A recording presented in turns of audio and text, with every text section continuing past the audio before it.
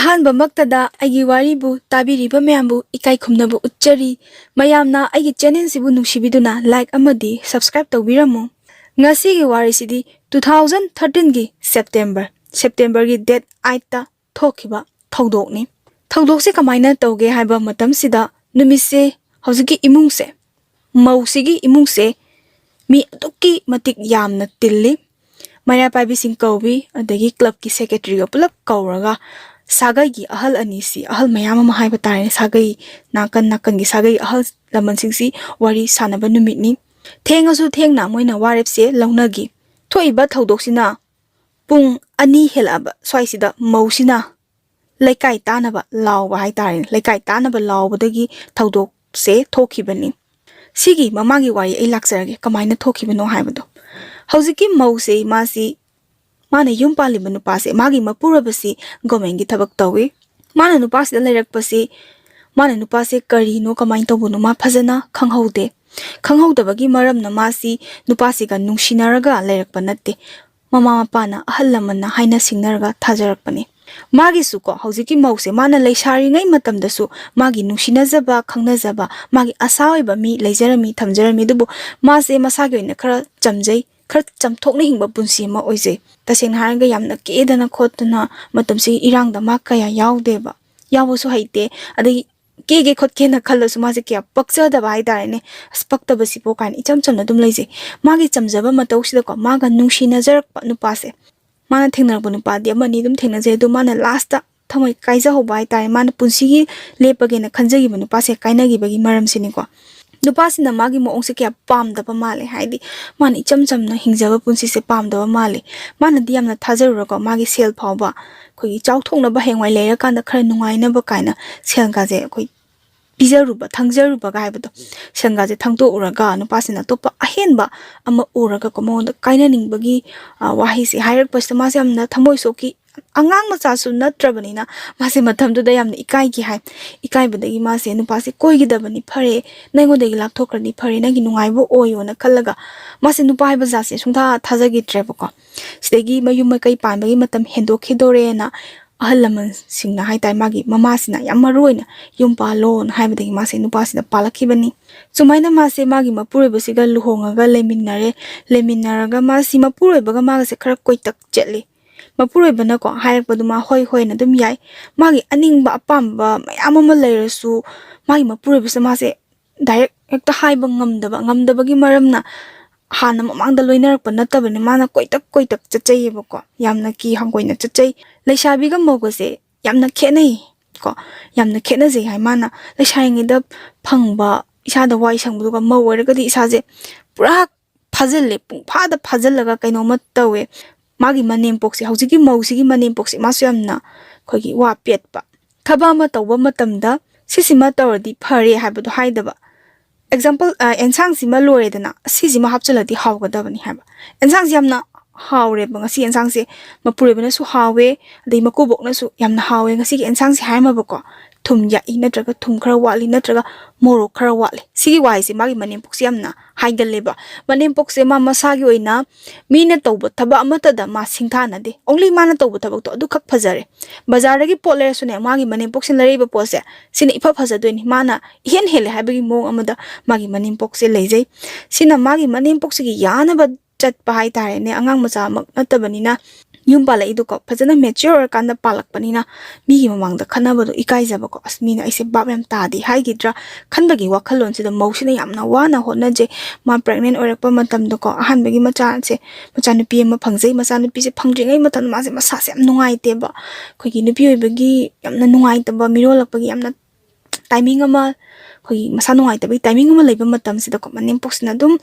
ꯄꯦꯠ ꯉꯥꯡꯕꯀꯣ ꯁꯤꯗ ꯃꯥꯁꯦ ꯌꯥꯝ ꯋꯥꯅ ꯈꯥꯡꯈꯤ ꯃꯃꯥ ꯃꯄꯥ ꯅꯤꯡꯁꯤꯡꯉꯒ ꯃꯥ ꯌꯥꯝ ꯀꯞꯆꯈꯤꯕꯀꯣ ꯁꯨꯃꯥꯏꯅ ꯃꯥꯁꯦ ꯃꯥꯒꯤ ꯃꯄꯨꯔꯣꯏꯕꯁꯤꯒ ꯄꯨꯟꯅ ꯏꯃꯨꯡꯁꯤꯒꯤ ꯃꯧ ꯑꯃ ꯑꯣꯏꯕꯒꯤ ꯕꯥꯔꯁꯦ ꯄꯨꯔꯛꯑꯒ ꯃꯥꯅ ꯆꯍꯤ 5 ꯂꯩꯔꯛꯑꯦ ꯆꯍꯤ 5 ꯂꯩꯔꯛꯄꯁꯤꯗꯀꯣ ꯃꯥꯒꯤ ꯃꯆꯥꯅꯨꯄꯤꯁꯦ ꯆꯍꯤ 4 ꯍꯦꯜꯂꯛꯑꯦ ꯁꯤꯗ ꯃꯥꯅ ꯀꯤꯠ ꯊꯥꯗꯣꯛꯑꯦ ꯃꯆꯥꯁꯦ ꯀꯤꯠ ꯊꯥꯗꯣꯛ ꯃꯥꯁꯦ ꯁꯤꯗꯩꯁꯤꯗ ꯈꯤꯇꯪ ꯋꯥꯏ ꯁꯪꯖꯕ ꯍꯥꯏꯇꯥꯔꯦꯅꯦ ꯑꯉꯥꯡꯁꯤꯅ ꯁ꯭ꯀꯨꯜ ꯆꯠꯈꯤꯕ ꯇꯥꯏꯃꯤꯡꯗ ꯁꯣꯔꯃꯛꯇ ꯍꯣꯜꯂꯁꯨ ꯈꯤꯇꯪ ꯅꯦꯅ ꯇꯥꯅ ꯍꯣꯟꯕꯒꯤ ꯃꯇꯝ ꯑꯃ ꯐꯪꯖꯩ ꯁ꯭ꯋꯥꯏꯁꯤꯗ ꯁꯨꯝ ꯂꯩꯔꯛꯄ ꯃꯇꯝꯁꯤꯗ ꯃꯣꯏꯒꯤ ꯌꯨꯝꯊꯪꯅꯕꯁꯤꯗꯀꯣ ꯃꯅꯥꯎꯅꯨꯄꯥ ꯑꯃ ꯂꯨꯍꯣꯡꯗꯣꯔꯦ ꯃꯅꯥꯎꯅꯨꯄꯥꯁꯤ ꯃꯣꯏꯒ ꯁꯥꯒꯩ ꯅꯠꯇꯦ ꯌꯨꯝꯊꯪꯅꯕꯅꯤ ꯌꯨꯝꯗꯤ ꯑꯩꯈꯣꯏꯒꯤ ꯆꯦꯛꯃꯜꯗꯨ ꯈꯛ ꯂꯩꯔꯒ ꯌꯨꯝꯁꯦ ꯑꯃꯃꯝ ꯇꯥꯟꯅꯔꯤꯅꯦꯕꯀꯣ somna pareng ama somna pareng ama sagaydi natte sida luhongdore aduna mase luhongba chat toibako hawjiki mokse mase luhongba chatpagi haire aduga mase yamna kogi haraujai habagi maramdi man hek mau oirakpadagi magi yaujarakpa sana likonse siraga chachabagi matamse ma supang phangdeba mana khraga jamjabaga chatningbasu chatning taragasu mayam marakta punbadi ma yawningebako mayam maraksta punba yawningsu manem pokki bagini khangde yawba kya phangakte mase tasengna kibagi smaina luhong khongdong ma harpasta mase chacharaga mase yaujarure yaw matamse mana yam nungaijagi luhongba numisida ko mana luhongbamsida yawba matamsida mana khanjagiba kaina se ubaga manaw nupagi nupise oidoinina kaina se ubasida mana khangi luhongphamsida phamna o nangsu laisabigi nungairaba punsido kanthom haidi madudo tangkakto loikhraga mawa moibagi kokthakta bar mayam se puraga nangsu mawoina laktorabani yumthangna dorabani ne nushida pamuida kainaga mana khanjagi bako magi thamoise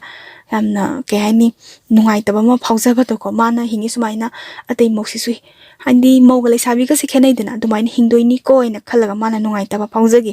numichima haugre adum leire ko yamna luhong khongdo luhong nungainba chakoba yamna harau na yaudana moise nungaina leire sigi matamse dum lakpa matamsida kamaina tawge haiba matamsida haujiki ai somna kangi yumsida lakjarage haujiki luhongi ba nupase manaw nupase magi imungsi mama macha khak lei mache jingdi mayum pangkhre mama sina kaithen macha da ko kaithen da pot yole mana check suba chali base khoi senthok lambi tasengna government job phangdabegi ni tasengna haujiki angangse mausina dikhra haleda manaw nupase mase master loiraba mineba aduba haujiki matamdadi government job phangbase yang wai private ki thabak tawbasisu salary se adu ke matik pi idana ko yam big pani check suba ma adagi okto thoba ma adagi school gi ben chatpa mana moina yamna heleba salary se yam hen baneba ko adu maina tawbodi mase check suba chali sumaina yumse pujabani mama macha nasagi mase luhonga matamse mogi imung se haujiki luhonga ibe imung se sise kaisham no waba imung nate mogi saba thakpa kaisham no watpa natte bako magi thopam thokpa sendo dum thoibani na saving adum ngamjai sida la iba luhonga iba mau anoubi se mase kamaina tawba mino haiba matam sida masu adum luhonga ga leedana aduga yum ani se yum chekpal ama khakna khari ni ko yum ani sida kamaina tawronge haiba matam sida haujiki mau se ai amana nupi se ani obagi amana mau anoubi na haijarake wari liba matam da gyan taraknaba mau sigi mapure base mana thaina koiramba haitare nushinaramba nupi oirameba haujiki mau anoubi se mana ko haujiki mapure base mau sigi nupa mapure base sisina lohongwa numita ma kaina do masak munna yengsalude ma khangde sum leminar abani na ko sum ura abako mana chakoba numista hairap thi chingna giba chakoba numista moise pulap chatleba gari ga putho pulap chatpas lamsi ju khara chingnare duka mana nupi se kaina se yamna munna yengjandraga ju hairap uba matan haidi koina giba minina masak se dum khangi dana ko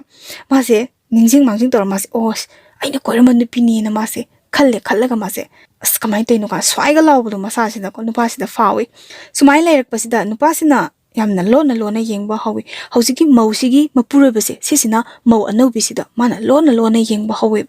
kari wakhandagi yengibano karamba iholdagi yengibano haibadudi khangde duga mana yengba hawbi aduga somna kangi mau anoubi se sisina su kamaina tawrke haiba matamda pakhom pirakpa haibadi yenga ido mana leithoga chataba hainadaba mato uttaba manoina yengsanba manoina noksalakpa hainingbagi yaningbagi mawong ama utpa mau anoubi haiba simaktabu anganga yaujingedadi kena nana mauna lerami phirondusu yauriba ompodusu ahanba ngaktani natra seliba phirondusu ahanba oibanina mise khradi dum phasathoidana ko kera ga leibanina sumaina leibasda lona yengnaba hawi ko yengnaba hawbadai moise nupisina ko mau anoubi sina yaningbagi ingit ama pirakhi banina haujiki mausigi mapurebana magi da asisimadi yani haibagi mawong ama wakhanse phattabarom da chugre aphabarom da chuchandre sidagi mana ko number se kamaina lauge haiba moibani se pause lona phaunare mau anoubi siga ko haujiki mausigi nupasiga pause lona phaunare sisigi number sina kamaina lauge haiba matamda ko horni wari da yawrakani ai dudoina panjara age Pau faunare moy anisi wari sanare paisa se lona lona nupisina su kai hare hojiki mo anobi na korisina kamaina koi ha matamsa mari thabak tawbani mondagi khara lawthoke khanba lawthoke na khanba matamsida mana di paisa do yam chille khoi dada di thabak su tawdabani na yam wai dai gido khoi sisi ma laini khotningi haiba matamsida adudi ai pirakke sineba pirake haiba matamsida paisa pina basna kamaina pina ge haiba matamsida ko moibani gi paisa pitok pisin mafam ma lairami sida moibani paisa pitok pisin tongnaraga wari se sumsum sanare ko sumsum sanarpa matamsida koigi keno tawre hojiki nupi se mause mase angang makha ta ga dawre mirol eba mase mirol akpa matamsida mase masa nungai tabase mu hore horba matamsida di macha nupi amasu yarban mana magi mapuroi basida hae buko haidi antakti yam nungai tabase kitang kuina lairabani na wai haining ba ma adi ngangning ba ma kitang free orakpado ai sa yam nungai te duna ai ipam da matam khradang di lairuge angangi school na kamai tawba khotpan haibasta hojiki mausigi nupa se monda di lu adi lu kok na te haidu she lale iru janing baga thonga tek baga haibado pramana ma leidena aduga chap mana jare ma da yam nungai ba e lairu so na sa nungai tradi nang lairu chon hai ima na di yak taw man den ha ima doi hainage aina phana ba hainarge nang lairu chon hai mase masa nupi ahan se mase thanam gani khamda ma jam nungai je deba soni masa jam nungai traba de angang se nangna suti leba kanda khar khar puraga di lak piyu ko na hai man hoi na hai ga mase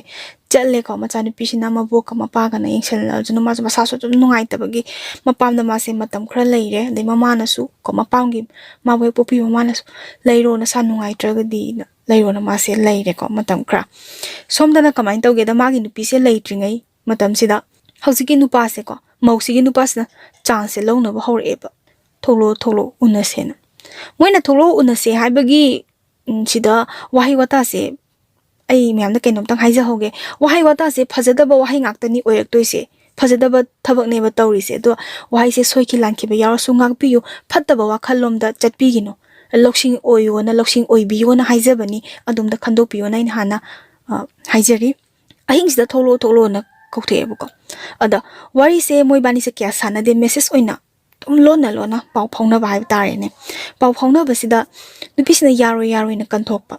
mo anobi sisu masu prag nupa se ga mari leina rage arombali chatlage haina keno tawbagi di nati ahan bene wakal fada bangam da ba hai tare ne paisa lo tho di yani na mai di tolop chari sidi habagi wakalo lama da du maina khan gi bani na mane yaro haim badagi hojiki nupa se da angam tala ine bako mausi gi nupa se phone toksala gi ha ki han bai tare ne hojiki mauna ha sida ki han bi bado ai phone toksala age ka phone ga je ring ga je mo ring salalak pa se ai hing da phone to ma je pakhat pagi tholake nangayo phana kuina moibani se marai tongni nini humdi hapta mu se moibani se marai tongni ba tang tholo da mana hoi ai thola age yenga thokla ga ga numisima thanara ga somna kan mai nu pa se prak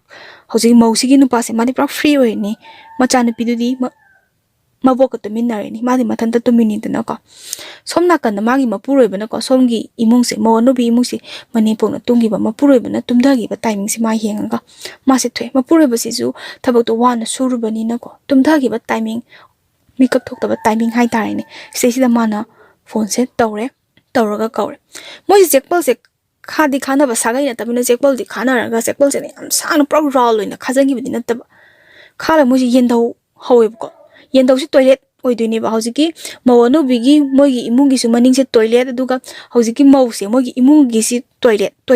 oiba se yendau howe ko yendau hoba sida yendau sida ko gi angang singna sanaba matam da koi phau ga sanai thana angang sing de ada phau ga sanaba gi khara nan bu jaga te yendau gi character su kain yendau gi character su khara ho ba jaga li tholi sing ya ba jaga ma lai sida hojiki nu pa sina phaujala ga yamna koi haibada hangoira ba chalhaida ba lichat ko tasena pap ki oiba masak sta moi ani se khongda gar ahan ba oina khongda gi badagi moi ani si mari se lainare ko lainaraga sumaina sum lainara ga la e paisa si su dum pire paisa se sum macha piram de acho ba pi ba hore timing se yenga mogi phatta ba lichat chala se chat ba hore duga hojiki somna kan gi kugi mo anobi se ma se sana ga sajandana sanai ko to ko sajandana ha na kere iba me am dagi ma se sum ke ba hen kale ba ko hen kalak pasida Manemsina hai noise luhongbase kuibudi kuidri tasena hajarake angang yaudrisi buna sana ngak thokchari ro natraga yaudabra doctor ga tananaba ichanupasi su mathantani nang angang budi oiri dubu yaubana phaini beman haiba matamsida mono bisida dum khumi ima isana ngak thokchabani matam khara lerega sel khara talaga yauge na tawbani khotpani sumaina ko waise phajabarom da khumi manem poksi kemta khangbanati madi manem polai tringa imungi thabaksi wase nana loishalaga madi somna kanda kaino sare moindi tasena ga raslila sanaba ka haidano aduni moina tawrise somna kanda hojiki nupi sisu ko mause masu masa nungai tabde nimit kharani harga mase tha muk phapa tabida mase laire ko laire mase hale hala aga matung da yumda laiba matamsida maki nupase pura hongamba hai tai mongse pura ma hongame hongde mase am nungai tre ko masana ga nungai tabane dimai nupan tawri mong de pisa nungsa ga se gyamen taramda paisa se hana khara khara saving tawjaram baji ta yaram de kamai tawri no kholi no ka haina bis khatna barom doina lakpa aina sumaina nangi yungi nupi ama oibagi lebon tokdu layu ai nupani aina talak ning mamong da talak kani dum nangi watana ba dum honani kaina pakhum se piba hore mase wakhal jam nungai te kharaga chamja baga ko wakhal je mina ngang pa da mane henjan na khangan ba midane ba mandi yamna wakhal je khara yau law ne da khumgan ba mi nupam na haisu nang haidu kaino apapata se direct haigan mi se ma oigande magi asoi ba haigadra hojiki mausi ge asoi ba haigadi mim na ngang edana mase tuminna dum leishan ba miga manaba talida na sisi am phatlamdre ko haidi mi na haraga tumin na pangnei dele sambasu mi na apang boina lobi duna landraga di lande haina thauna leina khummo haiba khumaga di phai ma dongna sum khumdana lerga di namhatlaga thambirakani laik phana tamsanu ko pesa phana paisanu adum nam thabirakani na hai sumaina ma se khena ba khra ubode ma se magi macha se ko magi macha nu piste ma matam thamjei ko magi awa nungai se macha oraga penje to magi miron jariba ko kona lakadoi macha se man snupa oraga di nupi ngak tani ma ushaladi as aise makhatha nong pokhin duna nupa ma poga aise loshalagi das miron base yang wai kainaga sumaina khanjaraga magi wakhalama da magi asam da leje ma se novel khar khar pajabasna magi awa pothaba oijeba haujiki mause mase ayama matamda magi nupana monda matamdo pidrabanina mase novel khar khar pai adubu masu adu hakna pangba nupidina teloina di khangini adubu chamchamna lethokpagi wan magi mapuribagi hongaiba mongse mase thikattaba yadrena mase kalle aduga mi mamangda su nangna nupi koiraga lei adu da kan yam khatnaba se mase ikaijaba mi mamangda phajadaba mato mata uthokningde haujiki mausina go sumaina tawbudi mana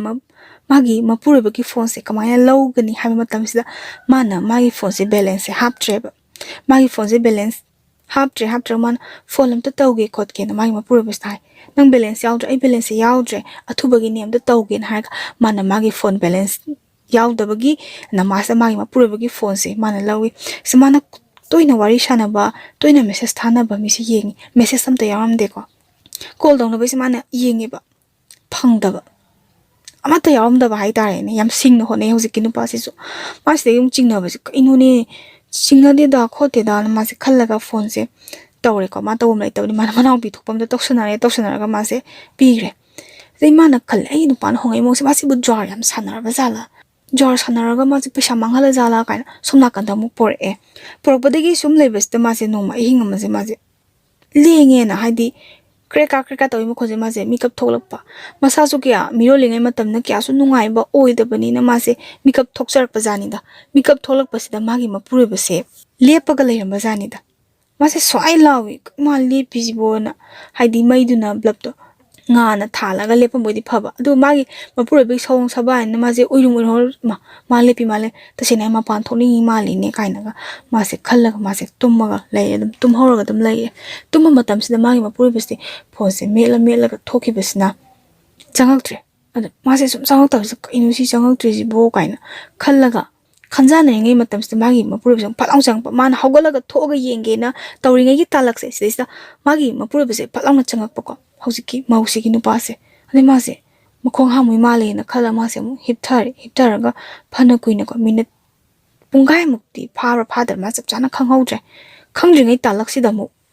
mapure ba se thoki bane ba thoki ba se mai se karino mai jibu makhong hamdara jala na tra mai mong si po kain ma se khalaga hogalaga ma se hai haining de ma sa se hogalaga dalaw yenge je tan bi ko smai to ma se phammaga ngairaga lei ma se haugatsira haugatloisira haugatsira mase masase nuaitaba hemanbadagi numisimadi mase haugatkidreba haugatro ma tumjala leigre tumjala leira kansida magi mapuribase changakibsima khangaudra ma tumdagreba nonganba matamsida ko magi nupase mana phi nung suge na toba matamsida magi mapuribana setliba khoi tumbadadi khudai senaraga tumba yawina seliba khudai sida mase kitang jingnaba ko khar thengnare tasengna nupi nupa yumba laga mari leinarabani na ko hakjangi phibam se loina khangini dana ma khar jingnai ko phajadaba kaino hai tarine nungai taba pot khra mai khudai sida thengni man khudai sima dum sure ko subadi mana dum sure mana khal aigino mana sumaina khogi masada khogi yumban bagi mari mako tasengna leiba matam sida mana ID magi nakta changak trisi maram karigino na mas khalle bako maram ma leiba jala dumana pan thoisina kari maram ki sini mana khalle si wakhanse sung tok tok te mana si wakhanse adum khalle thangnabada mau anoubi leibase sigi wakhan ma sung lam jallu deba si prang mai wakal da pra kaino ne thajadaba thodo oidoine sukan khanjalu da bai tare sei ma se khanna sum ningjing mangjing sum leire ko leiba matam sida ko magi mapure bagi ohong basidi ma sum ubani na mana khalisna ma se atobo nupi madi koiramani sini koi basta yengdadi yengage kon mana phone se talak yenga ma chanu pi da khar injil laga ko papai phone se ha yenga ma se sum phone se yenga mata se no mana chak thongi duga magi mapure base sisina thokiba timing magi nupa sigi phone se charge tobo matam se ma chanu pi se ningai toga phone amta yenga ha ma pai phone se yemo yam kuina di yengba yaroi ko ana thokibagi magi daw hai tare magi ishorna pibiba tanja hai ba tare hujiki mausigi sida mana yengma matam se message lakpa message icham chama message ne kamaina har ke haba matam sida chak charabo na message ama khaklai sigi number se mana yengma matam da hujiki magi mapurabagi phone se save tawramde sigi number se mana magi phone sida lahore ko lahoraga mana thamjale ma se kona tawge na khale phasana ingna chingna lera kana ma se kona tawge na khanba matam sida phone sidi lahore numiti ma chai sing cha dana khotana mai nu pasna phone se pa tumgre tongan dum tumnei moise han dai sum tongan tumeba ma se khalaga tumba se yadra sa imana phone number ma lahobudo yamna yengning ba hai tare mana phone je toksanba matam sida hai tare ne phone je toksale ko the ring chaling phone sida di ring chala pa matam sida ko nupi ma khak pai ba ma se phone je palang kak thalaga ma se tumina ngang le o nupi ni ko si se na khalaga kaimta haidre ma se adagi asongi nupi sina ko mana phone to riba nupi se si se sumongonda yamna keno toksalak pa hai tare ne phone se amurak anirak toksale ma se phone se switch off thammi matam na ma phana paisa adum pirasu ko ma si inakra khunba ma chani doisu mana di yamna chamna khaluraga magi mapure bana ko nupi ma koi ha base ma se khang ba hai tare khang buri ma se thawai se to ki matik nungai gidre segi mana magi mapure base pharagi hina khanbadagi tumina ma se nungai ta na dum leire ko magi mapure baga maga se ningai sangdana ba hore mane na su taina base mapure bada su taina da ba haujiki mause sida da taina bi ba hai tare ne ko sida da taina bi duga marasu mane boktai ima nangi ai ipure base nangi na chanu pa se ma se wakhan khra hongpa mali ima na kitang ngang biu khopiu kain hai beste ne mane poksina ne nupa hai sidi nupa ni nupi noina section ga dabani nupi noi gi no na tawdu nupa mana wakhan hongin sumaina harpa o nang su nupi ni ko ima o nang na dumai nang mak hairaba ma nungai tabadagi magi maku box ma se hai na khalajo as ku box le kamai kitang hangoi na chachabado ko as ai matang na yadra kan da hairage da ai isa ma lei ai kanamta dagi mateng se lawre ai ipure bani ai gi hakni ai na ngamna ba thini na ma se khallaga adum leiba matam sida ko ngasagi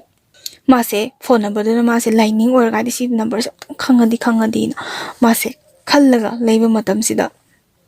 wakal se aduki matik nungai tana leinge matam sida magi mapure baki paisa si sum thagi salary ga phangak pase lem amta lem hoda bai tare ne mai kaino ma leining ba chaning ba se doctor da chaningai khoningai ka emta leite ko doctor sa sai ba mai ni pasna yarak tre ko seki ma se sauning be mandana ahi se kya tumdan leire tumda badi ma se tumbadi sare ba ko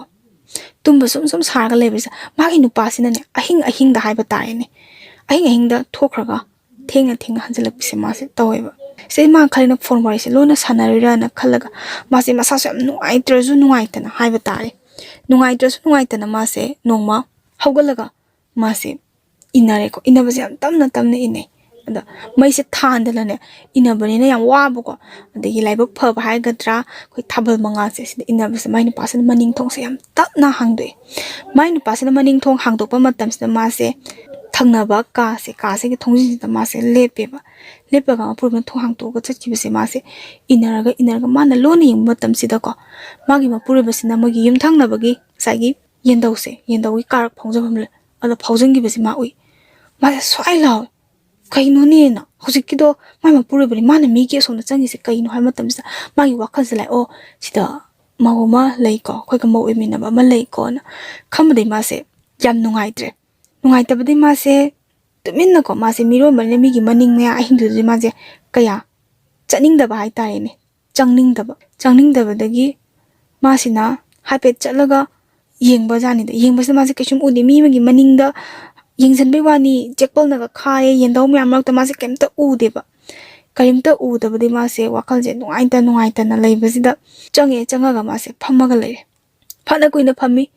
pung ama khara hen bai tare ne pung mana thobagi chang pung ama khara hena leiraga chang e nupa se changa mutung sida mai pini irena phamaga lemda mase khangaga hojiki mause mana magi mapurse nokshalleba kaino ayuraga khangidin nang phamaga lemdo khangbani khopani sinda magi hojiki mausina ko mase khonje wangna haiba hore mana sauningi si magi phattabasi ngasai mama duna ko masana pada kitang haibiramadi ai losan bibe yabani adubo biyoiba mana phattaba thabak toraga ipure bani na ina losan gadaba nupi dudi aisu matam du da ko afapata do khangdre sauning bani hemen bani nang hoji mi mayum da changuri do kai gi no haiba sai mi mani ai kai changi basin changi dudi na hai matam sam ngamme haidana magi mapure basna hoji mawji da phuba haweba phu zaman akanba yam thina sathina ne yam hauna ma se mai mapure base lawe hai aspangin bane hai imungje machan piga se khangaga hogale hai ko ande mane maku change ande manim sine hekta laktharak pini kaino nangna angau phaidong nang dance lauri jena mana eta lauraga wase ngangi mana mai maku box da hai na chanu pa ne mi maw leiba song imung sida mana changuraga nimit kayani shure mana sumaina ahing changi se college kan launaraga ngangnaraga le mane box mi tani kaina hai ande mai mapure basi ju phubangam de ahamdi phurama bane ko maku box na chenjalaga hai tare ne machan pasta khopang na thai ko de mane box na angang da mai na phu achum aran di khangdana khotana kaina ko mane box na di mamo se kyan nuksi de ade ma pas loina phudare magi nu pisu phure de machan pasu phure ibe manang saw no tap thoi ba ai haindi haina ngang ba ai yengo aina leiba phi ba ai gi pen da ba khota ma se nimis na magi thamoi da pen da ba khode magi maku box loina phongdo e asaw na mangoi na raga yumdang mi changnare podi ma se thauna ma lakpado phata mi sidi kangkhalaga thamba hona de na mana sumaina to buda igi problem sona kan changbudagi khotpadagi hanaba matam sida asona ka mi se mudi tar su khanari male khalaga mudi irenam tumma bajani da songi mo no bi ka se mo no bi si ma di khara ningphung tawre ma sa ji aidi ma phata bali se to chalu bani na manem poksu adi maku boksi manem poksi su adi magi mapuroi base sisu tumma ga le huramba na kokta na pi pe to bu hojiki Maho no bise masina hai mapura bisa mo so na mise khana ba male kamai tori jano magi mapura bise ko sin icham cham na khumjari mo no bi mapura bisa smo so na sum khanari orani heng nonga lag hangal res thenge tuning mane yadre tummo yare kan hai mali lebam sabong khangde lebam sabong khangda badagi e dudi hangna si sini hangna se na hai badagi sona kan yum ji khanare ko yumdang na ba ko saga gi mi ga thongna raktana nipi khra adi khra thaubo nipi khra na la aga hus imuk thong tilaga hodore Sekidi mo no bisi maji masaji swai laure ko adagi hodorak padagi huran bagi tarani mapugi no mana mase dawre adagi thuang to ga noi imung sumna kan ta pulap lao wa thok ama tho e sineba lao haiba mo no bisi ai dile hor again haiba jani da ele hoba yaroi nang ni ko ai maru kan ha ba chinga ga pore hosiki nu pase ma di ngau jare ko mo no bigi nu pas man ngau re ba nem poksi ngau re musila kai dong na rage ne na hangba matam sa wari se loina sanare loina linare chumi lali hayusini ade sigi phone number se tau dikhote kanana moi ani se nupa ga nupi chamane ka hojiki mo ano bisiga de hojiki mo sigi nupa ko maga थाइना कोइनरब एक्स अरोब मरी थमिसे मोइबानी चिंगुम चप माने कनाना हाइनो दुआइ बदनाम पीबीगनो आई खंगदे खोटे सिना चप माना ngangbasida हौजिकी मौसे माना फोन से तौसलेबा मा साइ नंबर यावबा नंबर से माना फोन से तौसनबा मतम सिदा सिगी नंबर से कनानो खोटपनो ना हंगनबा मतम सिदा फोन से पारकते हौजिकी मौ अनोबी से मादी फोन से थममबनी को मयुमदा अदा सिगी फोन नंबर से आई नुपी की फोन नंबर नि सिनिदा हौजिकी मौ अनोबी की नुपासिन हाइसे मनाउ पातारे को